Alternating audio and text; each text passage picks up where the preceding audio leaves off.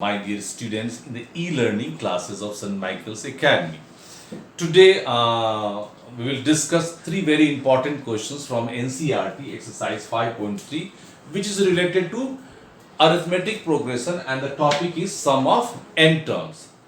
तो सम of n terms को के विषय में जो हम लोग क्वेश्चंस डिस्कस करेंगे बच्चों, उसके दो बेसिक फार्मूलाज हैं.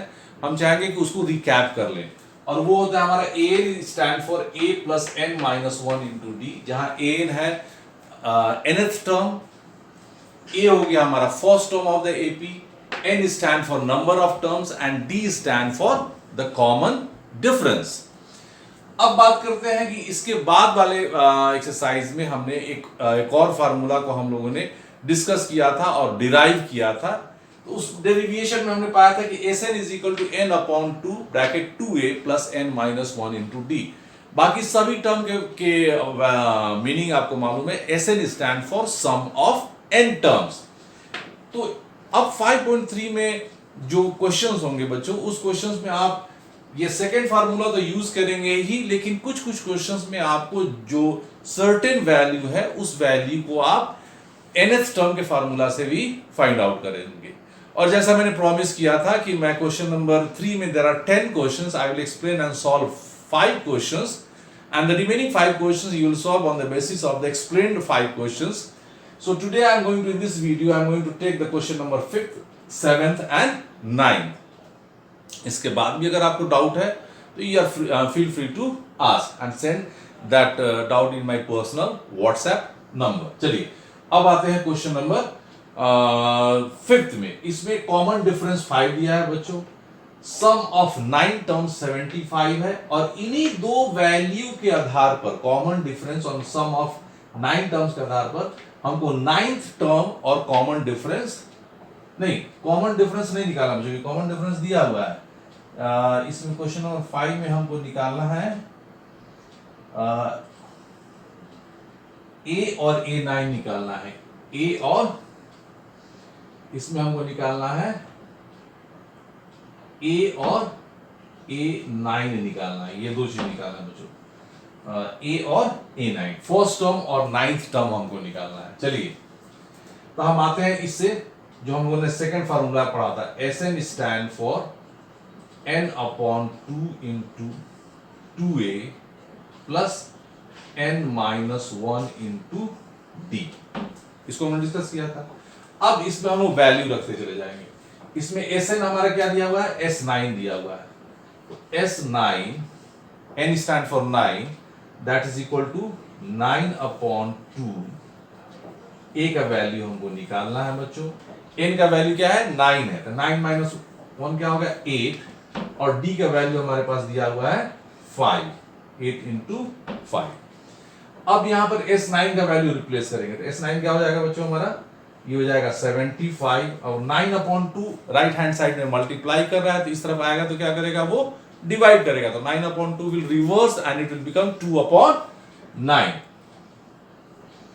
2 upon 9 is equal to 2a plus 8 5 जा 40. अब इसको करेंगे, कैंसिल करेंगे, 3 3 जा 9 एंड 25 3 जा 50, 3 2 जा 6 एंड ये हो जाएगा हमारा 50 upon 3 minus 40 that is equal to 2a. अब इससे हमको a का वैल्यू मिलेगा बच्चों. इसको सिंप्लीफाई करेंगे, एलसीएम क्या हो गया है हमारा, 3 हो गया. ये हो गया 50 एंड 43 जा 120 that is equal to 2a. Here that is equal to minus 70. 120 में से 50 गया, 70 बचा. तो 70 upon 3 is equal to 2a. अब हम यहां आएंगे, इससे हमारा a का वैल्यू क्या हो जाएगा बच्चों, माइनस 70 अपॉन 3 और 2 यहां मल्टीप्लाई कर रहा है तो इस तरफ आगे क्या करेगा, डिवाइड करेगा. तो 2 से इसको काटेंगे तो हो जाएगा minus 35, which means the value of a is equal to minus 35 upon 3. एक वैल्यू हम निकाल लिए. अब यहाँ a हो गया और हमारे पास n कितना है बच्चों, 9 है और d कितना दिया हुआ है, 5. तो A9 का फार्मूला क्या हो जाएगा हमारा, A plus n minus 1 into D. ये वैल्यू हमको निकालना है। A का वैल्यू लिखेगा -35/3 प्लस n का वैल्यू क्या है बच्चों, 9 है, तो 9 माइनस 1 क्या हो गया हमारा 8, और d का वैल्यू हमारे पास है 5, विच मीन्स -35/3 प्लस 40, ये माइनस है बच्चों। अब ये हो जाएगा हमारा एलसीएम 3 माइनस 35 प्लस, अब इसको मल्टीप्लाई करेंगे तो क्या हो जाएगा, 43 या 120। अब 10 minus 5 5, 11 minus 3 8, 85/3, this is the value of A9। ये दो आंसर हमको फाइंड आउट करना था बच्चों, एक A9 का और A का। So this two are the answer of question number question number 5th of question number 3। अब आते हैं हम लोग क्वेश्चन नंबर 7 में बच्चों। इसमें देखिएगा, इसमें भी दो वैल्यू नहीं, इसमें 3 वैल्यू दिए गए हैं, और इस 3 वैल्यू के आधार पर हमको 2 वैल्यू निकालना है। तो 3 वैल्यू कौन कौन सा दिया गया है बच्चों, पहले उसको हम देखेंगे। ये हो गया क्वेश्चन नंबर 7 ऑफ 3। इसमें हमारे पास A दिया हुआ है 8, an दिया हुआ है हमारे पास 62, और एक और वैल्यू दिया हुआ है Sn इज इक्वल टू 210। तो हमको 2 वैल्यू निकालना है, n और d निकालना है। अब हम चूंकि n का भी वैल्यू बच्चों नहीं दिया हुआ है, इसमें केवल a का वैल्यू दिया हुआ है। चलिए तो हम यहां से उठाते हैं, an is equal to a plus n minus 1 into D, जो हमने पहले वाले टॉपिक में पढ़ा था। इस an का वैल्यू क्या दिया है बच्चों, 62 दिया हुआ है, तो यहाँ 62 हम लोगों ने लिख दिया। a का वैल्यू दिया हुआ है 8 plus n minus 1 into D. अब इसको सब्सट्रैक्ट करेंगे, 62 minus 8 is equal to n minus 1 into D, यानी कि 12 में से 8 गया 4, और यहाँ बच गया 54। तो 54 का वैल्यू हो गया n माइनस 1 इंटू डी। इसको इक्वेशन नंबर 1 एज्यूम कर लेंगे, क्योंकि इसमें 2 अननोन टर्म है, और n माइनस 1 इंटू डी हमारा ये ट्रिक हो जाएगा कि n माइनस 1 इंटू डी का यूज हम nth टर्म वाले फार्मूला में भी करते हैं और सम ऑफ n टर्म में भी करते हैं। अब इस n माइनस 1 इंटू डी का यूज हम लोग करेंगे सम ऑफ n टर्म के लिए। Now Sn is equal to n upon 2 into 2a plus n minus 1 into d। अब यहां ध्यान देंगे बच्चों, इसमें ये वाला वैल्यू आप देख रहे हैं n माइनस 1 इंटू डी, इसका वैल्यू सीधे हम इक्वेशन 1 से फाइंड आउट करेंगे, और क्या लिखेंगे यहाँ 54। तब हमारे पास केवल एक ही अननोन टर्म बच जाएगा। देखिए Sn का वैल्यू क्या दिया है हमारे पास 210, n हमको नहीं मालूम है। अच्छा, और इसमें a का वैल्यू हमारे पास 8 दिया हुआ है, तो ये जाएगा 2 इंटू 8 प्लस इस n माइनस 1 इंटू डी का वैल्यू क्या दिया है बच्चों 54, तो यहां से हमने 54 लिख दिया।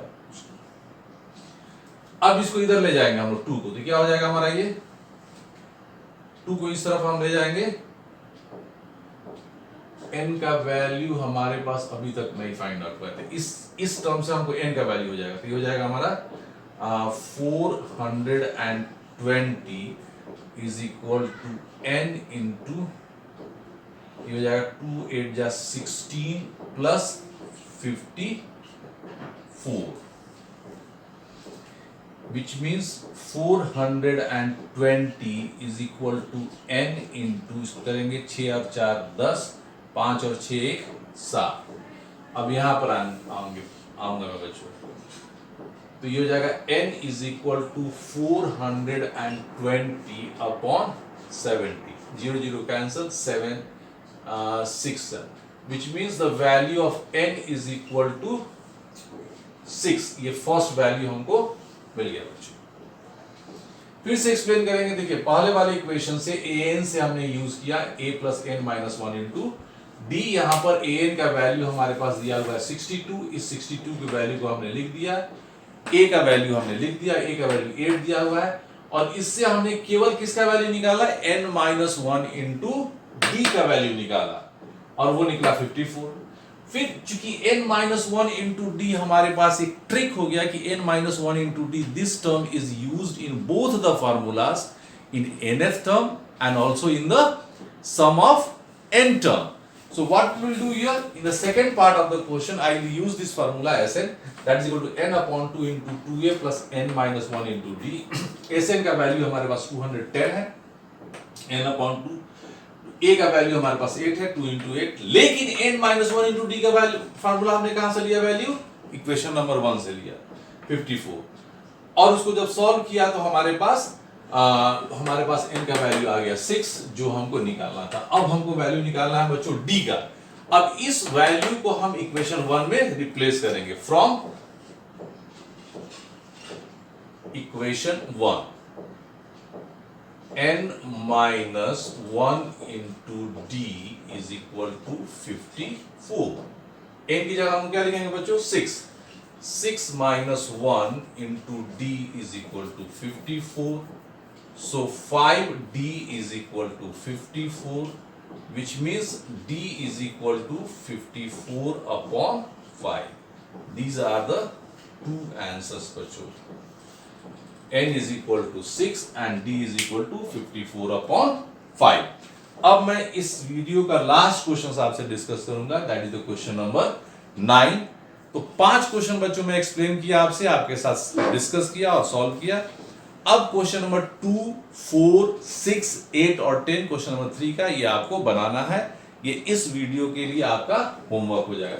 इस पोर्शन को बच्चों मैं रब कर रहा हूं यहां से, ये आप अब तक समझ गए होंगे और इसको उतार भी लिए होंगे। चलिए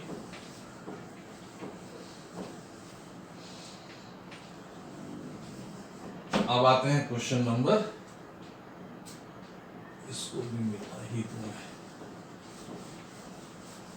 चलिए क्वेश्चन नंबर 9 में आते हैं। क्वेश्चन नंबर 9 में क्या दिया है बच्चों, फर्स्ट टर्म 3 दिया है, नंबर ऑफ टर्म 8 दिया है, s जो सम ऑफ 8 टर्म है वो 192 है, तो हमको d निकालना है। चलिए तो इसमें हम सीधे यूज करेंगे Sn is equal to n upon 2 into 2a plus n minus 1 into d। अब Sn का